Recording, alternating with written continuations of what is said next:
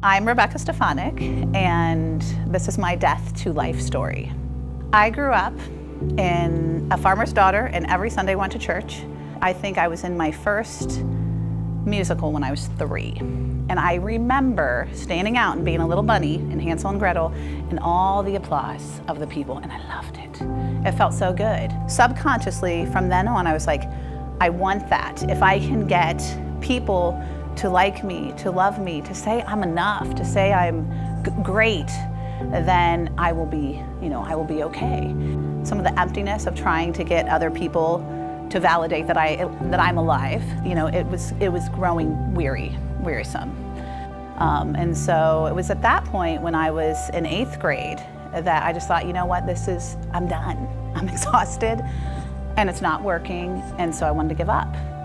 And so I tried, but was not successful. So then I felt even worse. And so I thought, okay, I'll turn, it was that hour before anybody got home, so I'll open up the Bible, and I somehow turned to Psalm 139. And it said, oh Lord, you've searched me, you know me. You know when I sit and when I rise, and it went on. And it kept saying how he knew every intimate detail.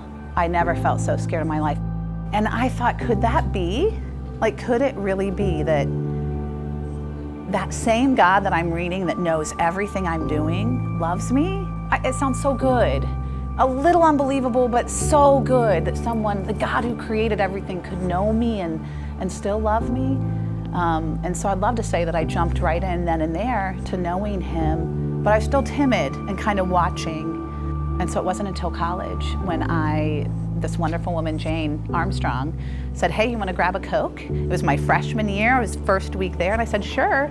And she worked for Campus Crusade, I guess now called Cru, and she just started asking me questions. And I finally asked her some scary questions, like, why did Jesus have to die? If God is so powerful, can't he just get away with sin? Why would he kill his own son? That seems kind of mean. And so she just opened up the scriptures and taught me. We went right to Hebrews 10, and she taught me how to seek. And so I would say at that point, I was like, it's enough. I'm ready. I'm done with the masks. I threw all the masks off, and I was just like, I'm gonna be real and raw. The death, what I thought was gonna bring me life, was controlling all of this, and I was at the center, and I'm gonna manipulate all these people to meet my needs. But when I threw all of that aside and was like, no, I'm actually gonna only go to the one who, he loves me even though I have this junk. So I'm just gonna hang out there in the center and just press into that. And now, even when, suffering hasn't ended, it's gotten worse somehow. Even being a believer. But now Jesus is with. He is with me right now. I know he loves me.